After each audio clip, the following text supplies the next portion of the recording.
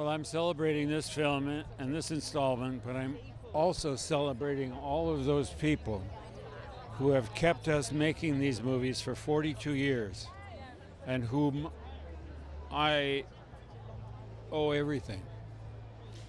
And I really hope that they like our movie.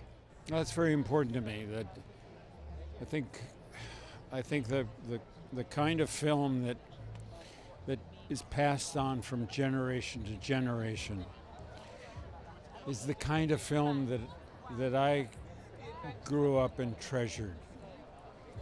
That family aspect of these films, I think, is one of the most important things to me, because we've gone from generation to generation through the agency of family. I mean, you can't ask for anything more.